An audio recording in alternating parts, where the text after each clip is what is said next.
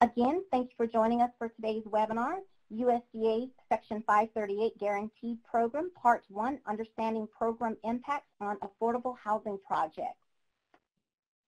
I'd like to welcome and introduce today's speakers, Edgar Morales of USDA Rural Development and Philip Porter from Enterprise Community Investment. Edgar Morales serves as part of the headquarters team in the Multifamily Guaranteed Loan Division at USDA Rural Development. He previously served as California's Program Coordinator and Underwriter for Rural Development Section 538 Guaranteed Program, where he was directly responsible for growing California's Guaranteed Loan Program into the #1 program nationwide. Philip Porter is the Vice President for Syndication at Enterprise Community Investment. Since joining Enterprise in 2001, Philip has managed the investment of over $1.9 billion of low-income housing and historic tax credit equity in 270 developments with over 18,500 homes. But before turning the webinar over to Edgar and Philip, I'd like to introduce and welcome Joel Baxley, who is the current administrator of USDA Rural Development's Rural Housing Service. He comes to USDA Rural Development with 24 years of real estate finance and development experience, including 13 years providing valuations of complex property types, as well as strategic investment analysis for commercial real estate as an asset class. Mr. Baxley, if you would please. Thank you. Thank you, Shantaria. Good afternoon, everyone. I'd like to start by thanking the Housing Assistance Council, the Enterprise Community, and all the other program partners for arranging and participating in these two webinars. Today, the focus of the webinars will be the Section 538 Guaranteed Rural Rental Housing Program and how it can be used as a critical financing tool in today's affordable housing market. The Section 538 program will be critical, as I said, going forward in affordable housing, as it provides the debt financing for reservation and new construction when those funds are getting limited more by the day. The Section 538 is important that it provides financing flexibility, especially when tax credit dollars are involved, and as we all know, those tax credit dollars are being stretched as increasing costs for building and acquiring land for affordable housing. In fiscal year 2018, the appropriation for the 538 program is $230 million. Year to date, 95 million of those commitments have enabled 67 transactions to be completed without relying on additional taxpayer funding. As in recent years, a significant portion of the funding supports preservation, and that is going to be a big focus of the 538 program going forward, and Edgar will talk a little bit more about that in just a few minutes. To advance the preservation effort, we've established a website that lists all of our properties with their mortgage maturity dates and other details that you'll see on your slide in front of you. We urge you to reach out to that website and click on there and see if there's property that you may be able to help with or know someone that would be interested in helping us preserve going forward. The guaranteed loans provide gap financing to meet critical rehab needs of older properties, and we certainly don't want the program to stand still, and we look for opportunities to improve it. A few items of note: Rural Development published its first multi-year NOSA on December 21st, 2017, which remains open until December 31st, 2021. This NOSA avoids timing issues and funding gaps associated with annual NOSAs, and the agency can now continuously accept and process applications. Additionally, ultimately, the goal is to eliminate the need for NOSAs, and we are working on that. For the past 2 years, the agency has approved modifications to lower the interest rates on existing 538 loan guarantees. As a result, our borrowers have saved on average more than $14,000 a year in payments. We look to you as partners to help us continue this improvement and fulfill Secretary Perdue's goal of working efficiently, effectively, with integrity and customer focus. Section 538 needs to remain competitive in the market, and we hope that you'll help us meet that goal. Positive feedback from the field and market participants and market partners such as yourself have expressed the need for competitive market terms and conditions, more efficient delivery of the program, and other ideas. RD is reviewing ways to improve the delivery of the program, improve the program's terms and conditions, and other ways to continually improve the program. I would encourage everyone to join our quarterly industry forums to discuss issues, current events, program funding, etc. These teleconference calls provide an open forum for stakeholders to discuss issues regarding the program, and we welcome any ideas you might have. Please stay in touch with everything that is happening in the programs and provide us your email address with the link listed on this slide. And we will send you the program updates and alerts on all program developments through our government deliverable portal. Please enjoy today's webinars, and I trust that you all will get something great out of it and help us push forward the 538 program and making it more effective in preserving affordable housing. Thank you. Thank you, Mr. Baxley. Edgar? Sure. Thank you. So let's get into it. Again, my name is Edgar Morales, and really the purpose of today is going to be more of we're going to give you a snapshot of the 538. The webinars have been broken down in part 1 and part 2. We hope to spend a little bit more of a deep dive in part 2 because we've got just a short period of time in today's presentation. What we'd like to do is give you an overview of the program, kind of the nuts and bolts of the program, some historical perspective, and take some questions that at least for some of you might be revisiting the program, and for some of you may be looking at the program for the very first time. So again, we really thank all of you for participating today, and we hope that you're going to be able to get something that you walk away with. As you know, USDA is a big agency. We do a lot of things, in rural communities. Our mission of housing and feeding everyone, one of the main focuses and what we're talking about today is providing safe, decent, and sanitary, affordable housing. This is not accomplished alone by USDA, and that's really where our partnerships come in. And that is something, as Joel shared and as Shantaria shared earlier, partnership is really how we are able to leverage these programs and deliver these programs in the communities that we serve.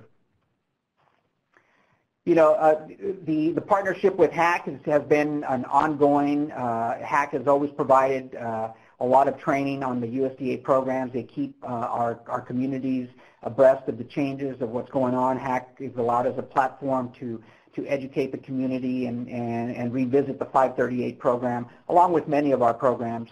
And so we appreciate that, through collaboration, like I said, is really the way that we deliver these programs. This is not something that's done by USDA alone. The 538, when many folks look at the 538, there is a clear distinction in multifamily. When those of you who have been around USDA for a long time, when you think multifamily, sometimes you mesh or you think all programs are equal. And some of you, know all of the different programs that we carry. But the clear distinction between the 538 and the flagship or the early days, which was the 515 program, is that the 538 is not a direct loan from the government. And so unlike the 515 is a direct loan. We have more control over the underwriting and how that loan is processed.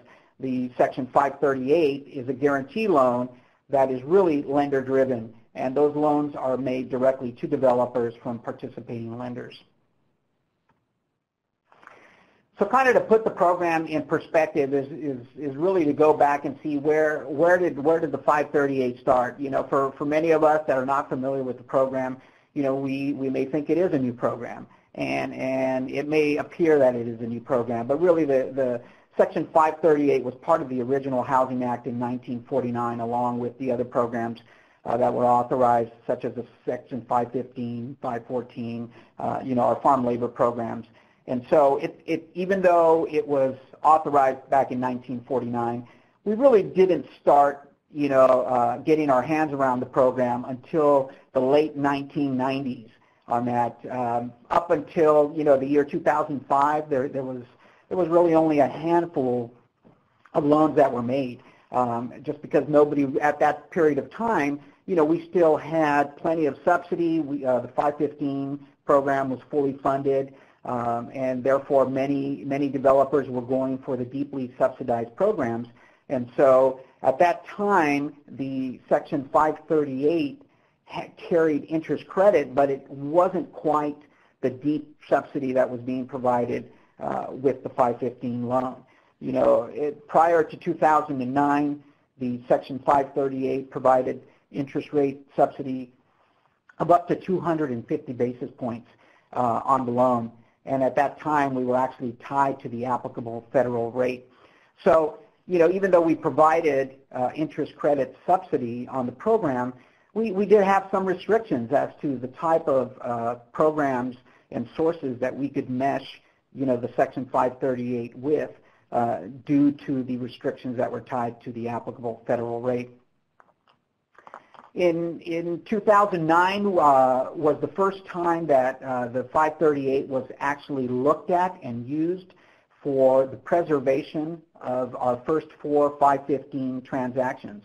I mean, we're talking just 10 years ago. And so 10 years ago is when we started using the Section 538 guarantee loan in conjunction with the 515 transfers, acquisition, rehabs. That same year, the program lost its identity of the interest credit. For many, the loss of the interest credit, some of them thought that the program was going to go away. And really there's a lot of things that happened in 2009. In 2009 was kind of like a perfect storm. In 2009 it was post the housing crash, and we had the loss of sources that were available in the way of soft monies. Many states lost their redevelopment agencies. So there was limited sources of funding that were available. And so many developers and many lenders started to take a look at the Section 538 again. And so at that period of time is when we started to gain momentum, because the Section 538 is the least restrictive of most of the RD programs when it comes to underwriting, especially when we're dealing with loans that can be meshed with other sources of funds that might be far more restricted than the Section 538. In 2000, between the period of time after that up through 2015, we had a steady stream of business when it came to the guarantees. We probably had a handful of lenders, that were doing the program, working with many of our nonprofit groups, with some for-profit developers. Right around the 2015, we started to pick up a little more momentum on the for-profit developers, and they started to see the ability to use the program to build, farm worker housing and to build affordable and workforce housing. In 2016, we hit the milestone of $1 billion in closed loans. Now, to many that may not, in the world of affordable housing, that may not sound like a major milestone when it comes to affordable lending. But when you look at the period of time that we covered, really we're talking about that period of time from, post-2006, really a 10-year window, we were able to close $1 billion in loans when loans were averaging about 1.5 million. We don't have any loan sizes or loan limitations, but at that time we were basically being used as gap financing. In 2017, we obligated over $188 million in the program.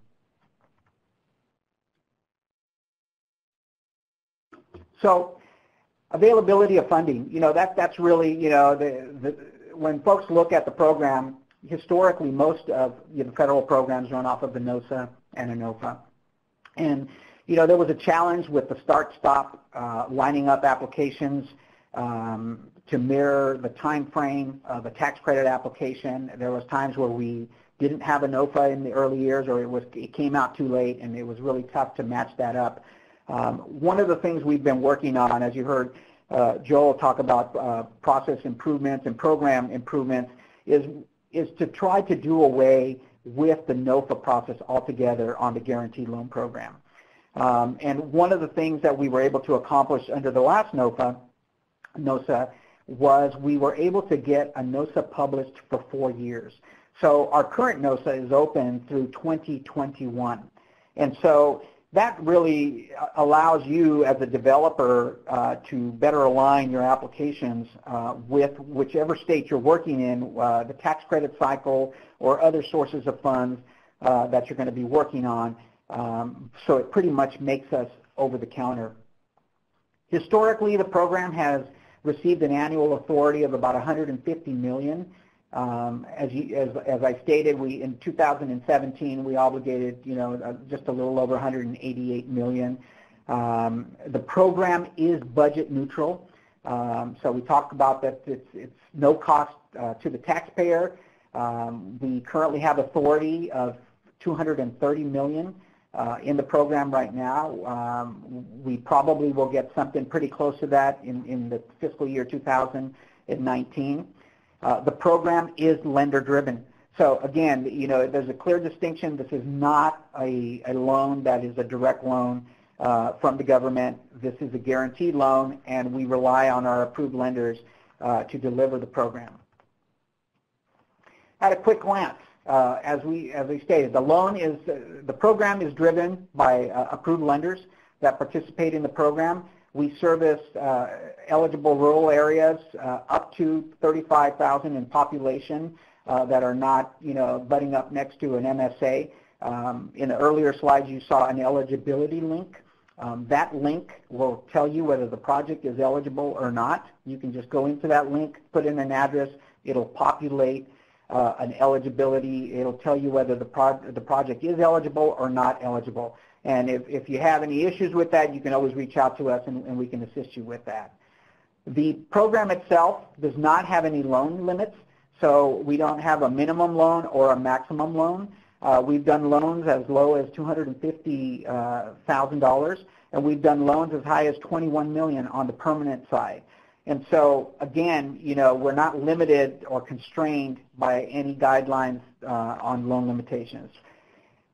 For acquisition rehab, when we're talking about rehab, in order to qualify to get into the program under our acquisition rehab, you need to have a minimum of $6,500 per door in rehab.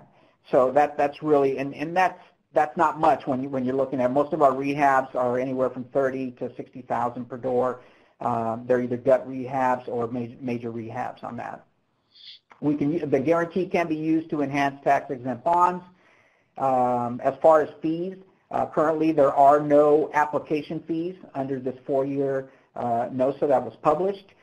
There is a 1% guarantee fee that is charged at the closing, and then there's 50 basis points that is charged on an annual basis on top of the principal. So if you've got your rate of whatever your rate is, you add those 50 basis points to your rate, and that's what your monthly debt service payment is going to be. Lender fees, that we do not get into negotiating lender fees. Lender fees are negotiated between the borrower and the lender. And so the pricing, like I stated, is no longer tied to the applicable federal rate. That is market driven. And so there's very competitive rates in the program.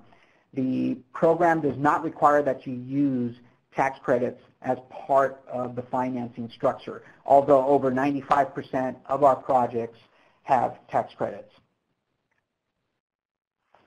As I stated, when we're looking at the impacts of what the program allows, nearly all of our 538 loans have been in conjunction with 9% tax credits and 4% tax-exempt bonds. Well over half of our projects have secondary debt. The program does allow for hard seconds. It does allow for soft seconds. So, it's one of the least restrictive programs in the affordable housing finance world. Mixed income, with some of the new changes, and Philip will be getting into some of this, so I'm just going to point this out, but the project can be underwritten with mixed income, so we can use income averaging, which is a little bit different than some of our other programs. It is compatible with opportunity zones, equity, and you can underwrite these projects for workforce housing. We do allow for rents to go up to 115% of area median income. So we're kind of the big umbrella. And so if you have more restrictive funds in the deal, the lender's going to underwrite to the most restrictive rents. But for our purposes, our big umbrella is no more than 30% of 115% of area median income. So that pretty much, in some markets, that's pretty close to market rate. Program works well with Section 8 HAP contracts.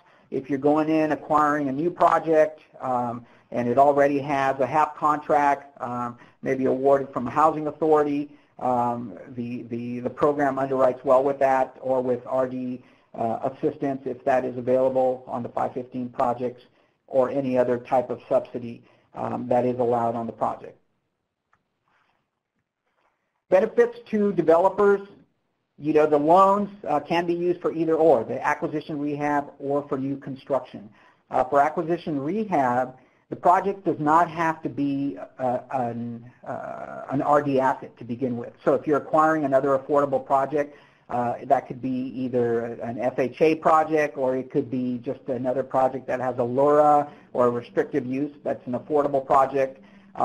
You can acquire that with a Section 538 loan on that. The benefit of the Section 538 is number one, is as you can see, you can go up to a 40-year amortization. So, you can do any combination. We have to have a minimum term of 25 years. So 25 years is a fixed rate term. You can do a combination of 25 to 40, 30, 30, 30, 40, whichever you like, but you can go up to a 40-year amortization. So what that allows you to do is to be able to bring in more loan proceeds that will be available for more development or for more rehab without necessarily increasing the debt service to the project. The loan itself does not kick in Davis-Bacon wages. Now, if you're using other sources of funds that require Davis-Bacon wages, then you need to, like I said, you need to underwrite to the most restrictive of those uses. But as a standalone on a 538 loan, we do not trigger Davis-Bacon wages as part of our program on that. CRA credit, that is available, for lenders that may be of some importance. Some of our CRA areas, our loans do qualify for lenders that are interested for CRA credit. When we're looking at 538 and we're comparing it to the other market, to other market financing that is available, we don't compete with lenders, and that's really the neat feature about the Section 538 is that we are basically, the guarantee adds value to what the lender is already doing.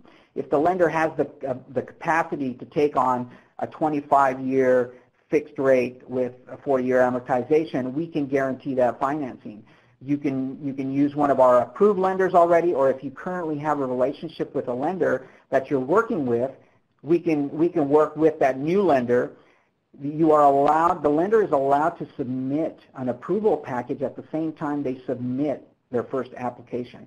And so there's a quick cheat sheet and a quick checklist that they can determine whether, to kind of do a pre-qualification to see if they're going to be able to become an eligible lender.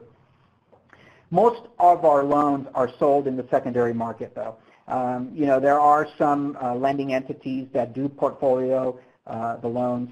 They keep the loans on their balance sheet. Some HFAs. We do have HFAs that participate as lenders, and we have other lending entities other than just banks that participate. Most of these loans, though, are sold in Ginnie Mae pools.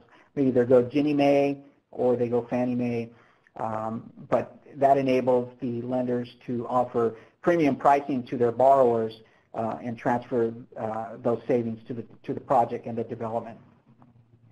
Again, I stated that LIHTCs are not required, but like I said, most of our projects do have low-income housing tax credits because in order for us to offer affordable financing, we have to have a low loan to cost in order for us to be able to keep those rents affordable. Now, if you're not using low-income housing tax credits, though, and you have other forms of equity, the project also works well for workforce housing. Workforce housing seems to be a great need that just in the last 18 to 24 months, more and more housing advocates are taking a look at this and trying to see how they can bring more workforce housing in addition to the low to very low to address that 50 to 90% of area median income. This program works well with that. As I stated earlier, the program allows us to go up to 115% of area median income on that, and again allows you up to a 40-year amortization. So what's new in the program? Those of you familiar with the program, the the newest things, and Joel mentioned that earlier, is that the program offers a rate modification. So if you've got an existing 538 or an older 538, and you're not looking to recast the number of years on the loan, you can, and lower interest rates are available, you can do a rate modification on the project loan. You can also do a refinance of the existing guarantee loan.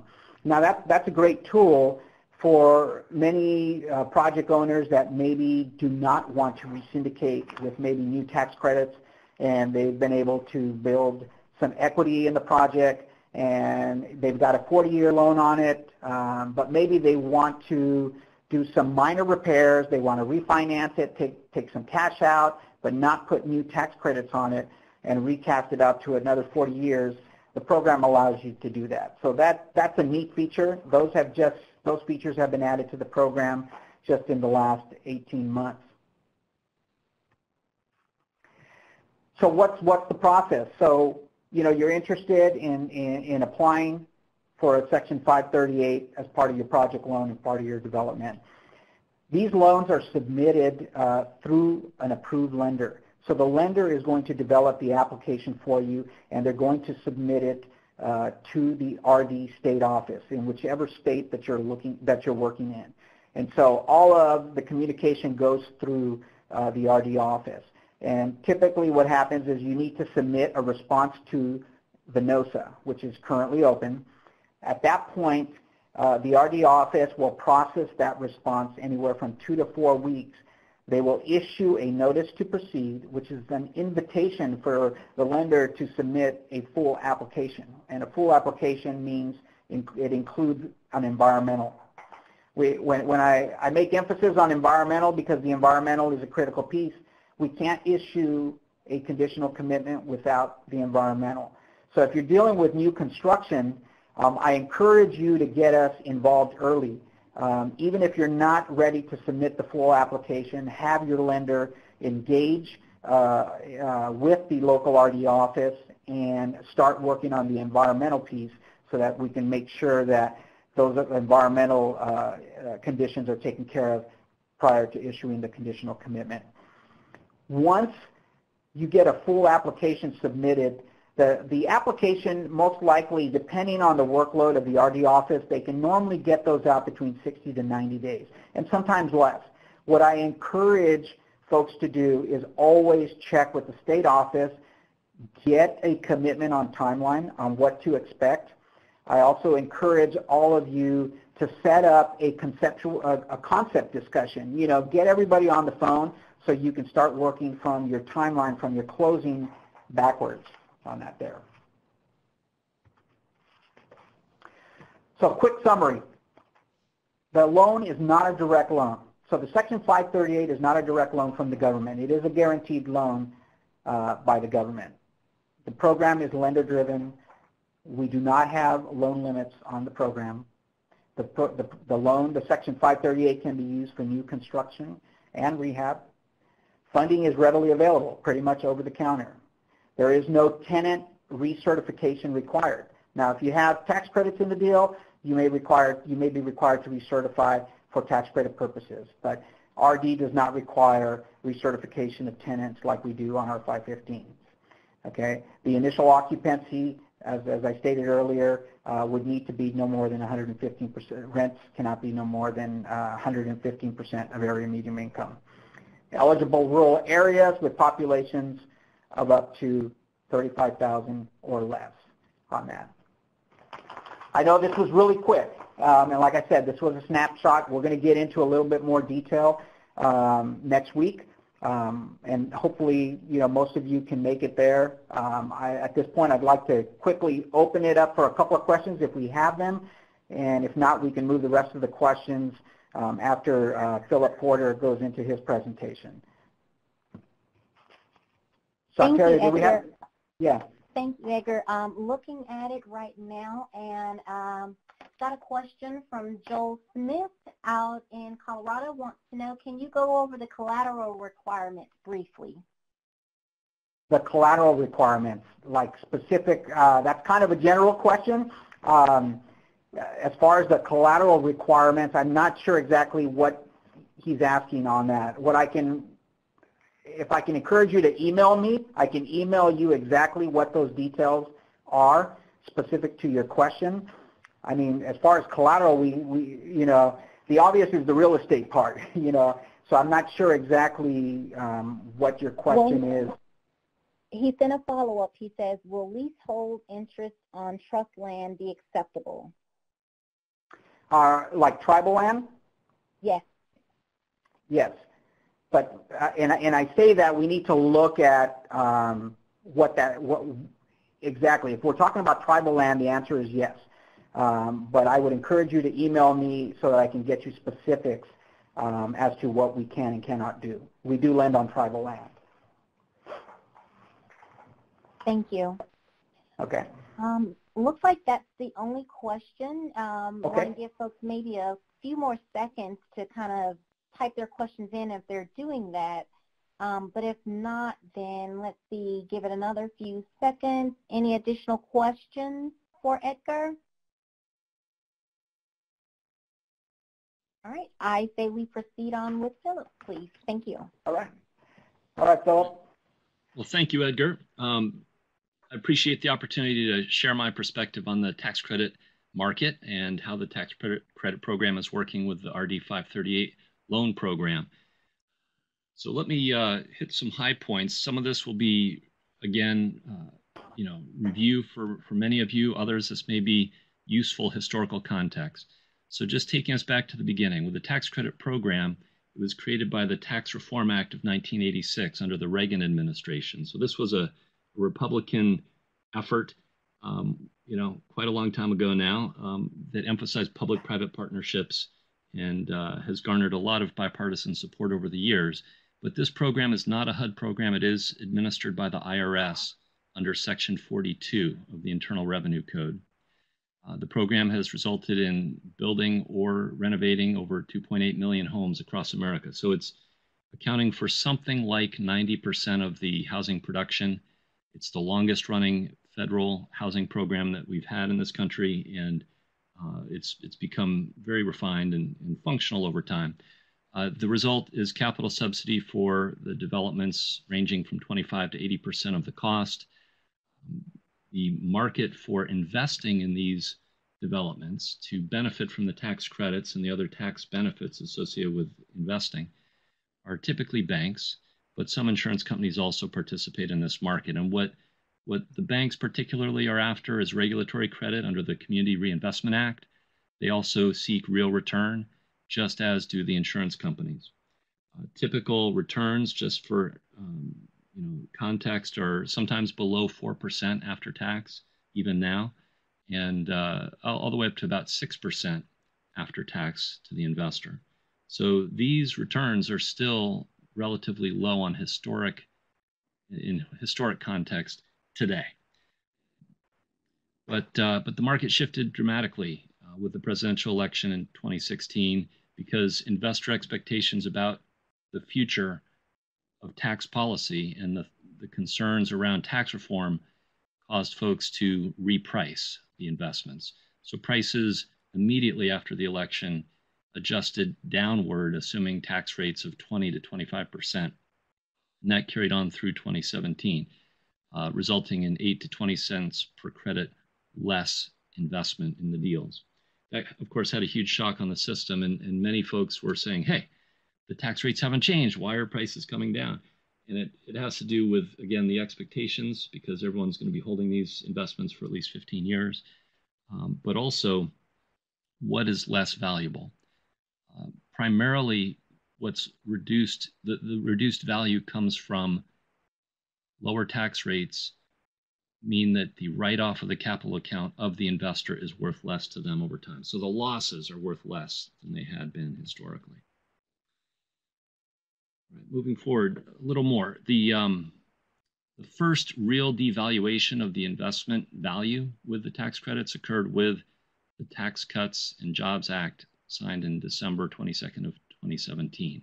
So that was after a year of everybody speculating and kind of betting on where tax reform would end up. We got a result.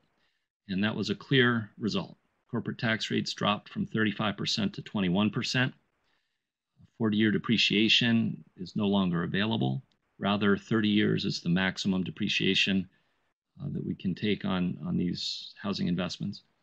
And where we used to have 27.5-year depreciation for certain deals, the conditions for using 27.5-year depreciation now are pretty hard to satisfy. So really, in my experience, pretty much every deal is using 30-year depreciation. One of the things that was implemented with the Tax Cuts and Jobs Act was to add bonus depreciation. So that means writing off immediately the furniture, fixtures, and equipment and site improvements. Though that 100% depreciation in year one will decline over time. So by 2022, the speedy depreciation is no longer available. But that speedy depreciation should help returns. Turns out it's not always a good thing for every investor. But overall, because of the impact on pricing associated with the changing tax rules, it's understood that roughly speaking, 235,000 units over the next 10 years will not be built or renovated because of tax reform. So that's about a 14% reduction in the equity market. And that's rough for all the housers and all the folks who we serve. But it could have been worse because the private activity bonds were on the chopping block. And as I understand it, the bonds were one of the last things to be maintained, or the decision around whether to eliminate private activity bonds was one of the last things resolved as the tax reform bill went through. So that would have been a whole lot harder on the system. Let me forward now to the next slide. So challenges in the market. Comparing where we are today from 2016. Overall, the pricing today is down in the range of 83 cents up to maybe $1.02. That's a 20-cent range, which is actually very typical. You don't see it for a given deal. Usually the range of pricing that is available to a given deal is in a 2 to 4 cent window. But across the market overall, there's quite a range depending on whether the deal's a small investment or a larger one, whether it's new construction versus rehab, which new construction deals deliver their tax credits and losses later in the life of the investment relative to a rehab deal. 9% deals are typically actually sort of worth a little less than 4s because of the loss benefit ratios. And then CRA locations are just more valuable to investors. There's more demand as compared to non-CRA locations. So those are the key factors that determine where you end up in this 20-cent range. But right now, I'm seeing most 9% deals in the range of 86 to 92 cents. And that's, from Eastern Washington to Western Maryland in terms of the more rural markets. One factor in the changing demand is the base erosion and anti-abuse tax rules. This is called BEAT colloquially. And that's an issue for some banks that are owned by international companies or that have operations and earnings outside of the United States. There are some additional tax rules that may cause them to be unable to benefit fully from the tax credit. So many banks are sorting out their liability under BEAT. Losses, as I mentioned before, are less valued. Like I said, bonus depreciation is not always okay because that can have a negative impact on an investor's earnings statement, their income statement, and so that impact on earnings is something they don't want. Alternatives are more valuable as tax rates drop, and especially as interest rates rise. So traditionally, tax credit investments are compared to BBB minus bonds, and so it's really at the margin, there's more interest in higher rate debt securities at times than tax credits, given the return rates that we're delivering right now. And then also something that's not obvious, but as interest rates rise, the value of a construction loan to create positive arbitrage for a developer by bridging equity, you get a higher price that's greater than the cost of the construction loan to get out to the pay-in.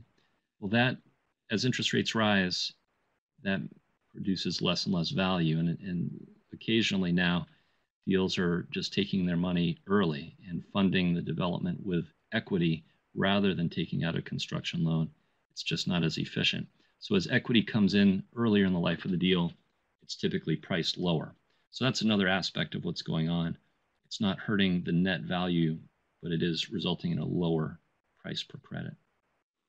And overall, this is all in the context of institutions revising their tax plans as their tax liabilities have dropped.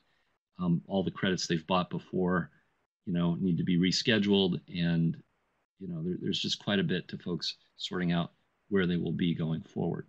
So some investors in 2017, had stepped away, just waiting to see, and so now they're stepping back up to buy some tax credits, while other investors, now that they really know the rate, are taking a little bit of a breather. So, here are some suggestions as you approach the syndication market. Given the volatility, if you have a preferred partner, I'd recommend you engage early with them, especially for renovation deals, which are typically slotted in multi-investor funds.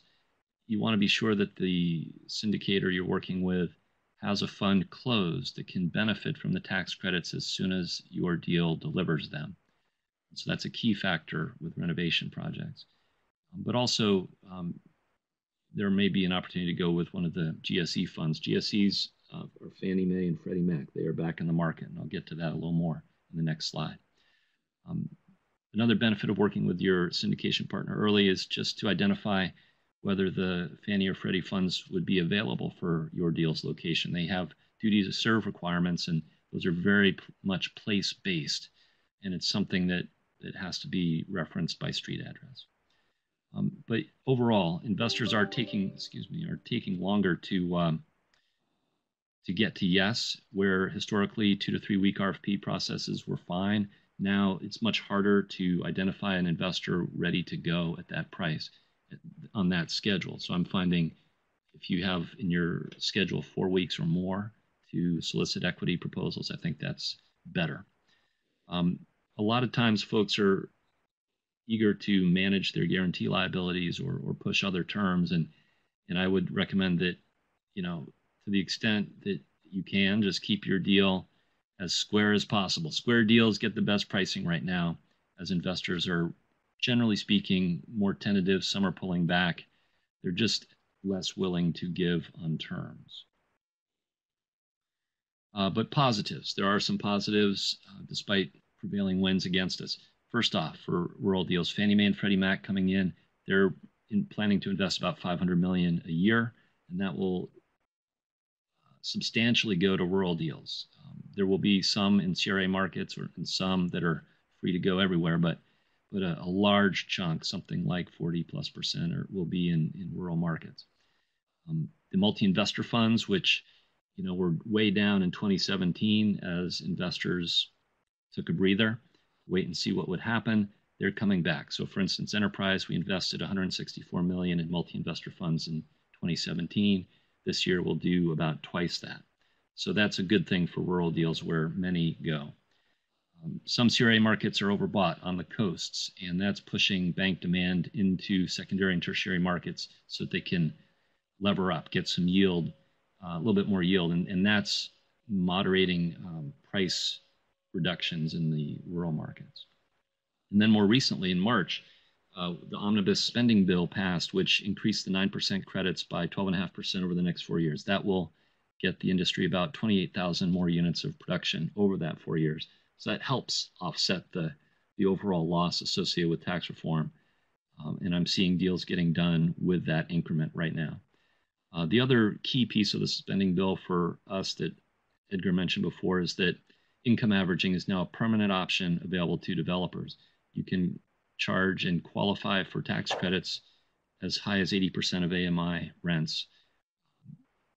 The project overall has to maintain a 60% average, but you can include higher income people now. So the implementation is being sorted out state by state. The compliance issues are pretty challenging. I see this in the short run as useful if you're taking a subsidized project or a naturally occurring affordable development and running it through a syndication. It would allow you to have some folks who are above 60% of AMI income still earn the credits and not have to manage relocation for them on a permanent basis. So it will help the feasibility of those types of deals in the short run, maybe more long run. And then, in the interest of time, I'll focus on opportunity zones and leave other 538 questions to the overall Q&A session. But opportunity zones. So this is something that was part of the Tax Cuts and Jobs Act of 2017. It was kind of a surprise that it would actually be included. It had been something enterprise had worked on for a long time, but did not expect it to move, and then it showed up. So that's a good thing, and we're actively pursuing this right now. In the final analysis, it allows for the investment of capital gains into qualified census tracts to defer or reduce future capital gains tax paid, with new long-term gains not taxed. So let me just try to clarify a couple of those terms. So the money invested in these opportunity zones do need to be from a capital gain, and that's a different source of sort of income than most banks have. It also has to be invested on a certain schedule. So to put an example with it, if you invest prior to the end of 2019, then you can get a 10% reduction in that gain that you put into the deal after 5 years, and then another 5% after 7 years. At the end of 7 years, you have to pay your capital gains tax on what you invested, less the 15% that you got to step up in basis for under this program. But any new gains, if you hold the investment after 10 years, will not be taxed. So that has been evaluated, and Novogradic's putting out a lot of analysis suggesting that might create as much as 8 cents of value for a typical tax credit deal. However, the trick really is matching investors with deals and figuring out a way to monetize the program in a timely way. And because banks, as a rule, do not have capital gains, they have, current income, right? Turns out insurance companies, life companies, are the type of organization that would have capital gains. And so that's tapping into a slightly different market than is traditionally invested in the low-income housing tax credit at scale. And so the industry as a whole is trying to figure that out right quick and match up the investors with the deals that qualify as quickly as we can to get as much value as the program promises. But it's not, I wouldn't count on it solving a major gap in your deal in the short run, but it's definitely something to keep an eye on. So I'd like to conclude my comments there. I have 2 more slides about the RD 538 program. In the interest of time, to leave more time for questions, I won't go into them. I just want to say that I've worked quite a bit on RD 538 loans with tax credits on our deals with my colleague Bob Morton at Bellwether Enterprise, and I find them to be a very valuable tool to make rural deals more feasible. The loan proceeds are greater than what you can often get elsewhere. I think the advantages of having a very long-term loan at these cycle low interest rates has great value for folks doing rural deals, and so I'd encourage everybody to approach these deals and look at the 538 program as they proceed. Thank you very much. All right. Thanks, Thanks, Philip. Thank you so much, Philip. Thank you. Edgar, there is a question that's sitting here waiting for you, and the question is, can a CDFI become approved lenders eligible to participate in the 538 guarantee program? Yeah, I believe so. That the answer is yes. We'd have to look at how they're made up, but the short answer is yes. Okay, let's see. There are no questions in the queue, so folks, if you are out there thinking of questions, having them percolate around, please go ahead and enter them into the Q&A box. Okay, Shantari, I have one question to Philip. And Philip, with the potential of the opportunity zones and the potential of some of the equity that could be brought in, do you see or have you heard anything on whether that will enhance the value of the tax credits should they be used, in conjunction with each other, or do you see where these are going to be separate forms of equity being brought into these projects? I think the jury's out how much value there will be that will be generated for tax credit investments. Okay. And just a comment. Go ahead. The key issue, and I hear a lot more of the drumbeat around opportunity zones in the most expensive to build markets, the coastal markets where the government's eager to provide less soft debt and hoping the equity market will do more for the deals. But those coastal markets traditionally are driven by bank demand, not insurance company demand. So, because banks, we don't anticipate being able to benefit from these opportunity zone investments, the opportunity zones are not going to be additive.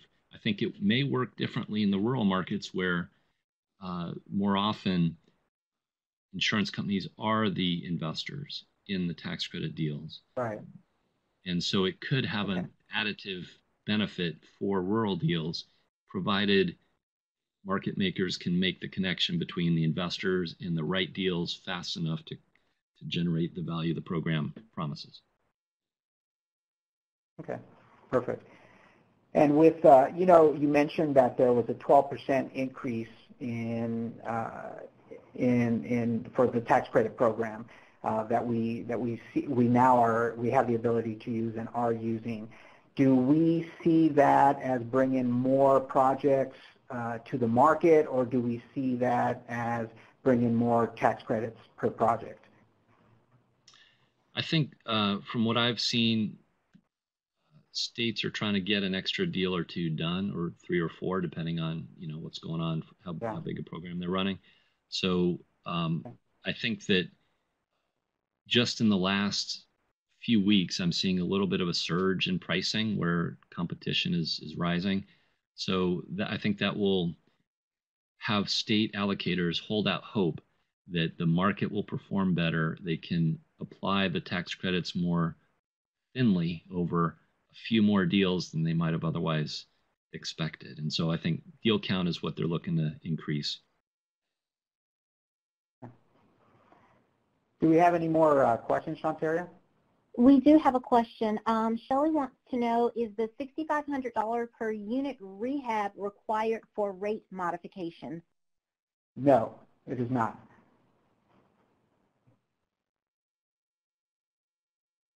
Thank you. Right now, there are no additional questions in the queue.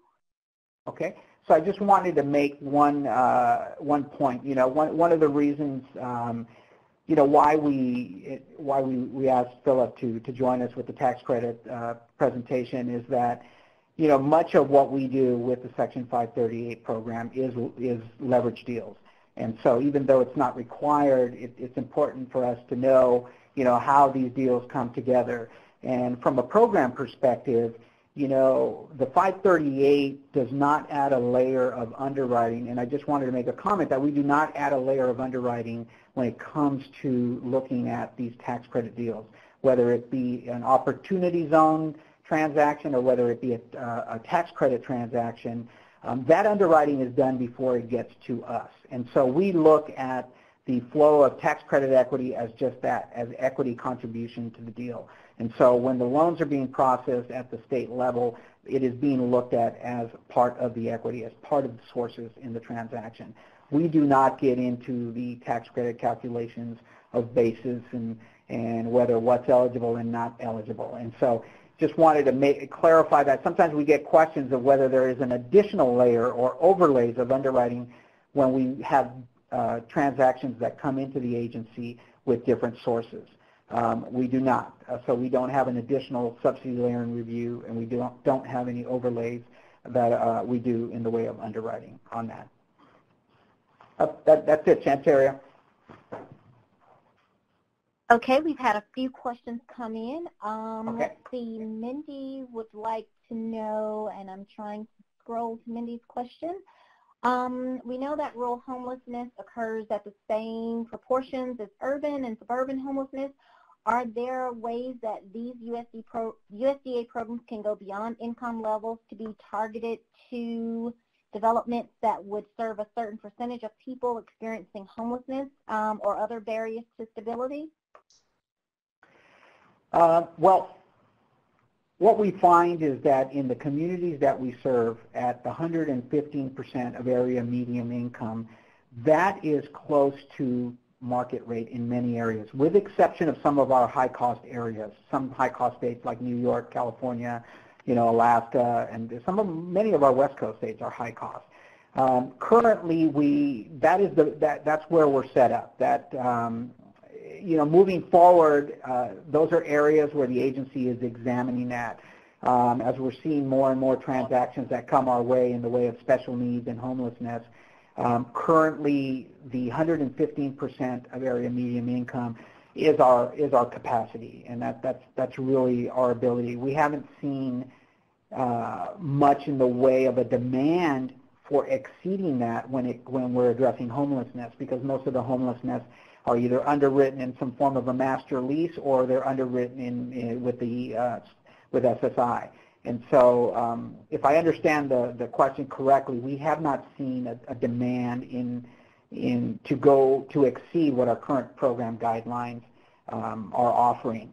But if it is something that we see that is a demand, that is something that the agency definitely will examine.